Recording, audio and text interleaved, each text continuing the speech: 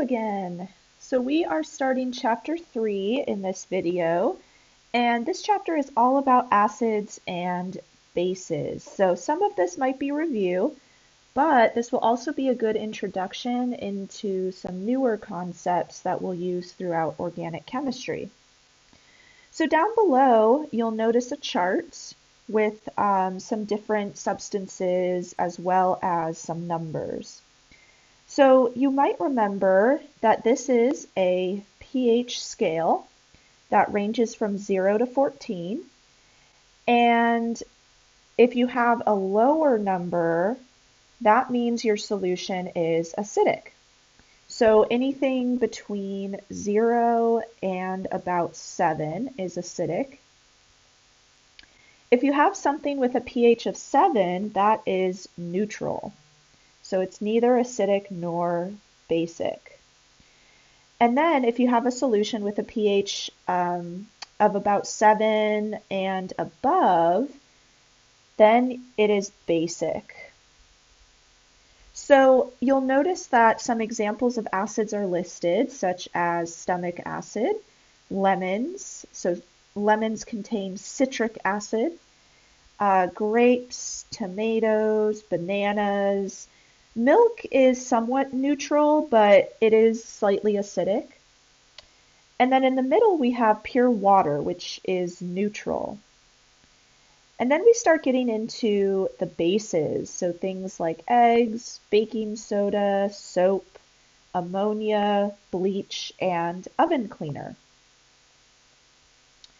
All right, so you might also remember from general chemistry that there are two theories of acids and bases, or rather I should say three theories, but we're only going to focus on two theories. All right, so the first theory we're going to talk about is the Bronsted-Lowry acid-base theory. And actually Bronsted should have a line through the O. Now in this theory, acids are defined as substances that donate protons. So remember, protons are hydrogen ions. And then bases are defined as substances that accept protons. All right. So let's draw kind of a generic acid-base reaction. So let's say we have an acid. So A is representative of some molecule, and then it's bonded to a hydrogen. So that is our acid. And then let's say we're mixing that with a base. So B is going to represent our base, and it has a lone pair of electrons. All right, so the acid has a hydrogen that it can donate, and the base has a lone pair of electrons, so it can grab onto a hydrogen ion and form a new molecule. So what we would end up with at the end is A without the hydrogen, and the lone pair of electrons that were shared with that hydrogen will be left behind. And that's actually going to make A negatively charged because it's missing that proton, which is positively charged. And then the other product will be our original base, but now it's bonded to a hydrogen. And because that base has grabbed onto a positively charged hydrogen, that resulting molecule is now positively charged. So we call these our conjugate base and our conjugate acid. Okay, so now we can start to pair things up. So we could say our acid is going to become a base after this reaction, and the base is going to become a conjugate acid. So these are our conjugate acid-base pairs. All right. Now, you'll notice I drew a double arrow in the middle here. What does that represent?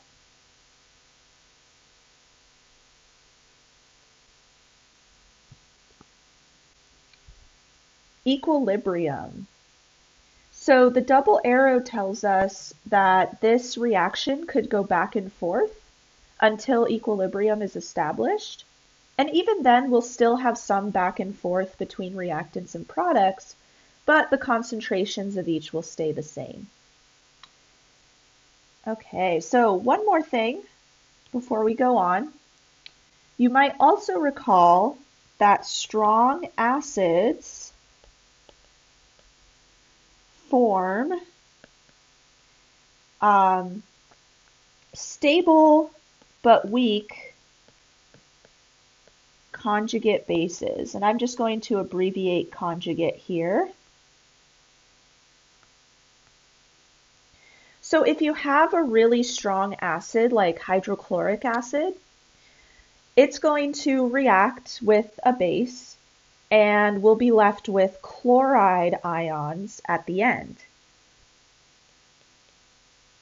So let's say we just have a generic base here. We'll end up with chloride ions and our conjugate acid.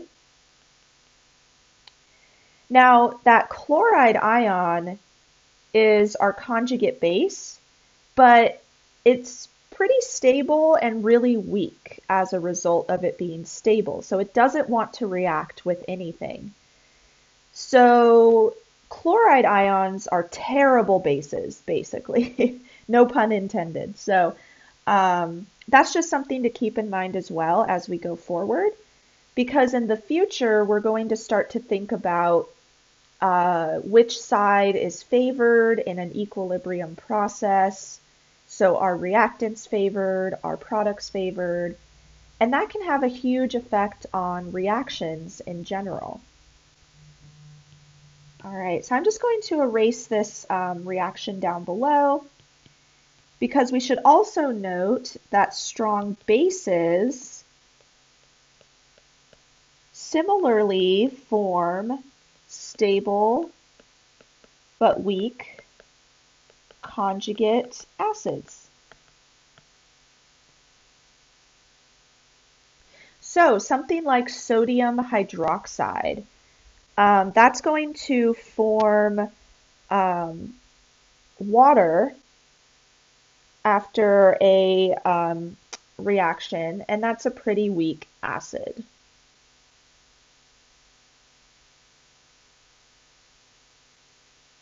Okay. So let's define equilibrium a little bit more here. So let's say that we have an acid, and we'll just write a generic acid, HA again. And let's say it's reacting with water. And remember, water can act as an acid or a base. It's amphoteric. Now let's say we have equilibrium with the products, and let's write our conjugate base and our conjugate acid.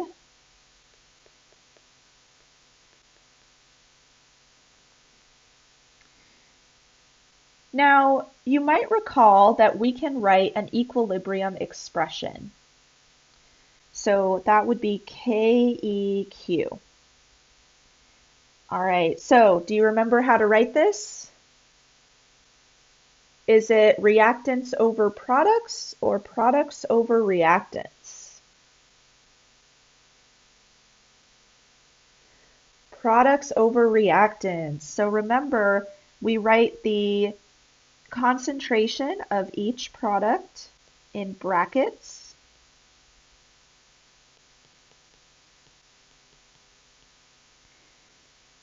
And then underneath that in the denominator, we write the concentration of the reactants.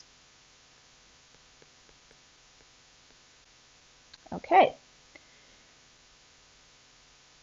Now, you might also remember that we do not include pure liquids or pure solids in our equilibrium expressions. And part of the reason that we don't include those in our equilibrium expressions is the concentration of a pure liquid or a pure solid is not going to change significantly during a reaction. So for instance, water has a concentration of about 55.5 moles per liter.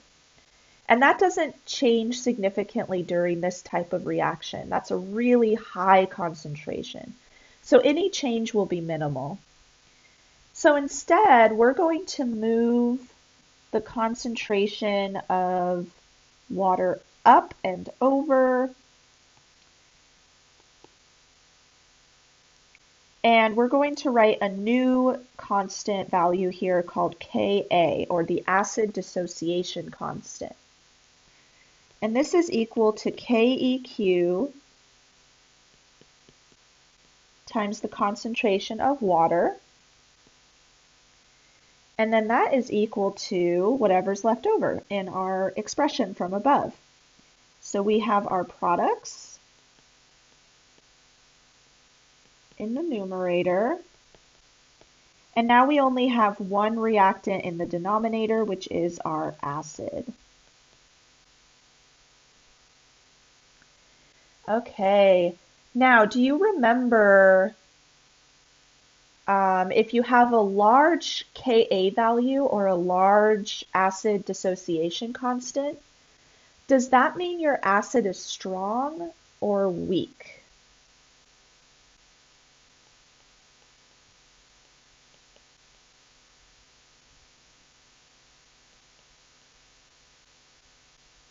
So is a large Ka value associated with a strong acid or a weak acid?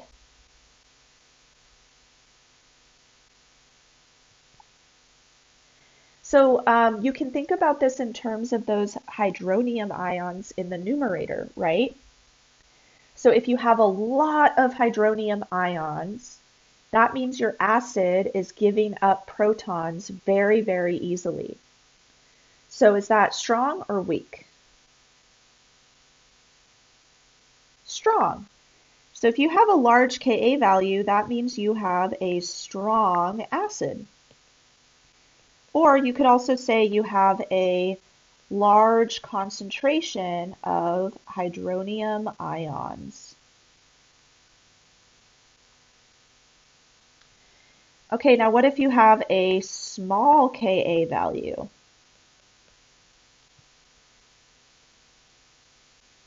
So you can probably guess that means you have a weak acid because the concentration of the hydronium ions will be small.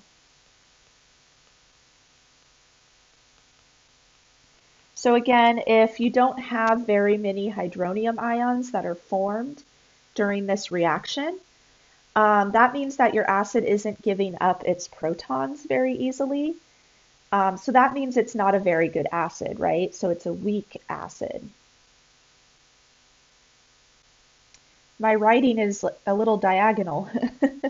I need to learn to write straight across. Okay, so now let's talk about strong versus weak acids. So, for example, let's talk about hydrochloric acid. So I already told you that hydrochloric acid is a really strong acid, right? And you might also remember that from general chemistry.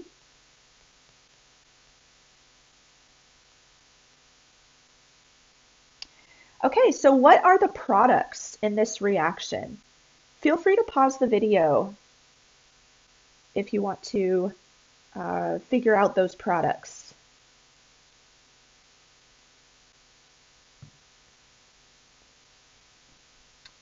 Okay, so we would end up again with our chloride ion, which we did see earlier. And what would our other product be? The hydronium ion. Okay, so we've got our acid, HCl, and again, water can act as an acid or a base, but in this instance, it's going to act as a base. And then the chloride ion is our conjugate base, and the hydronium ion is the conjugate acid. Okay. So if we were to plug in values into our Ka expression for this reaction, so again, we put products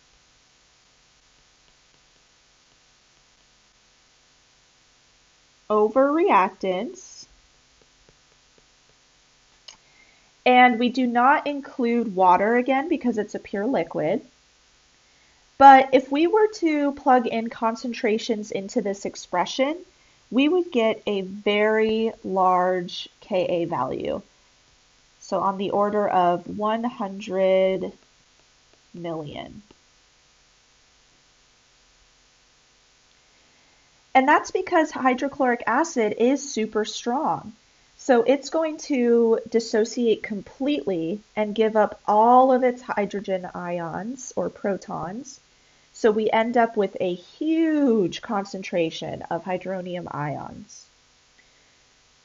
All right. So one way that we can simplify this value is by using pKa. So you might remember that pKa is the negative log of the Ka or acid dissociation constant.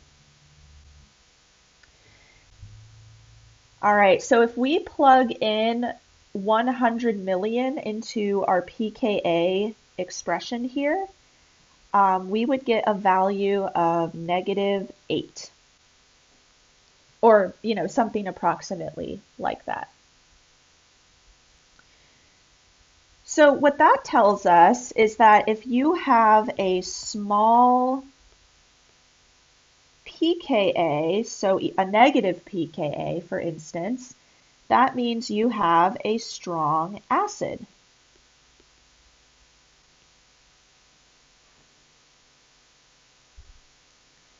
Okay, now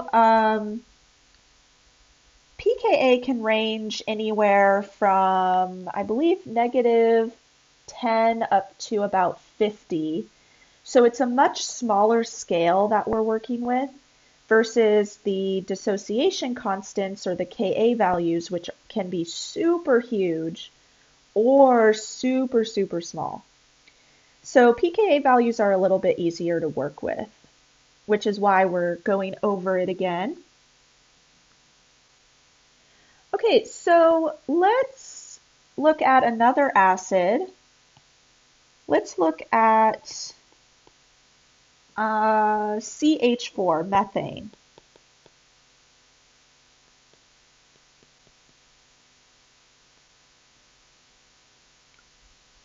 All right, so what products would you expect in this reaction? And again, we're calling methane an acid here, although that might seem a little strange. That's okay.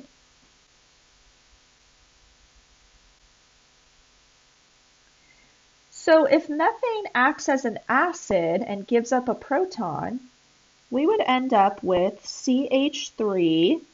And remember, the hydrogen that left is leaving behind its shared electrons. So that carbon will have a lone pair and a negative charge, which also seems a little weird, right? That's okay. Just keep going with me here. Our other product would be the hydronium ion. Okay, so we have our conjugate base, and our conjugate acid.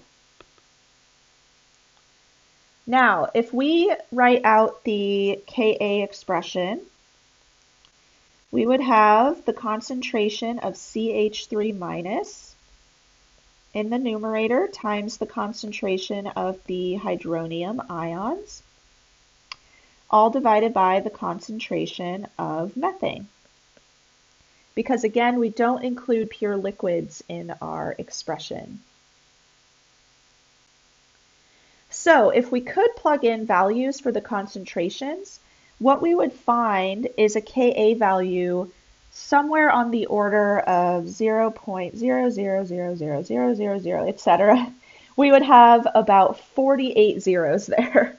So that is a very, very small Ka value, which again means that we have a very weak acid. And in fact, this reaction that we've written out probably wouldn't occur. It would be so negligible, we wouldn't even call it a reaction. All right, so this is very weak. Now the pKa value, let's see if I can squeeze that in over here, would be equal to 48.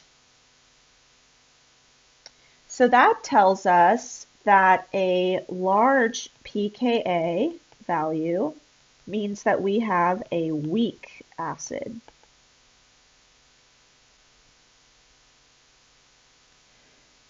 All right, so if you would like more practice with this type of content, so if it's been a while since you've taken general chemistry, I definitely recommend trying the Skill Builder exercises 3.2 and 3.3, and those are on pages 99 and 100 of your textbook, if you have the third edition.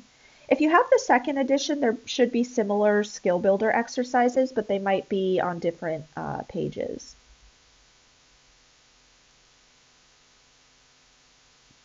All right, so now how do we predict equilibrium positions?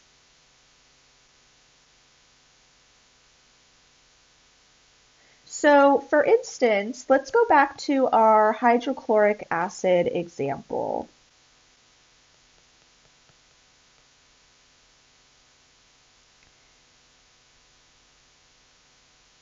So I'm going to put a rectangle where the arrow should go because earlier I drew equilibrium arrows, but they didn't fully reflect which side was favored, right? Because we know that hydrochloric acid is a strong acid. So we wouldn't have equal amounts of reactants and products. So remember that hydrochloric acid was very, very strong. The pKa is equal to -8. And our conjugate acid is the hydronium ion. So what we can do to predict which side is favored is compare the pKa values of our acids. So if we look up the pKa value of the hydronium ion, it's equal to -1.7. And the pKa values of different acids can be found in your textbook or on different resources online. Although I would trust your textbook over the internet. Sometimes there's conflicting information on the internet. So remember that if you have a smaller pKa value, that means you have a stronger acid. So the stronger the acid, the more likely that the other side of the arrow will be favored. So the stronger acid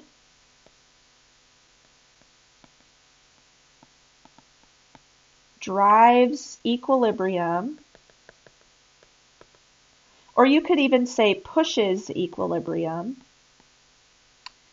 to the other side.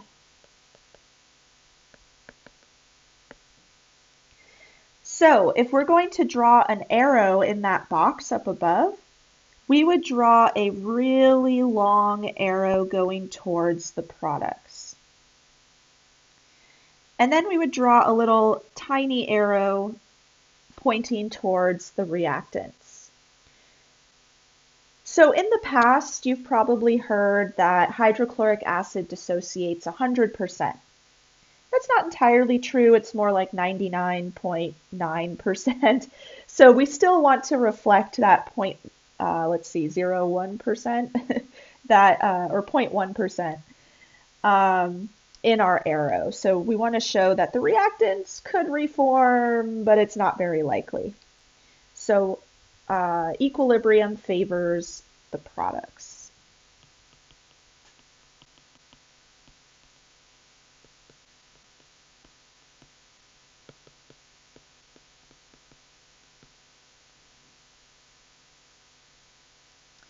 All right, so again, this is one way to figure out where equilibrium lies. So you can compare pKa values for the acid and conjugate acid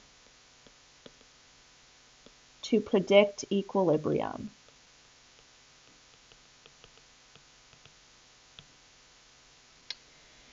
And if you want more practice with this content, I recommend trying the Skill Builder 3.4 exercise on page 101.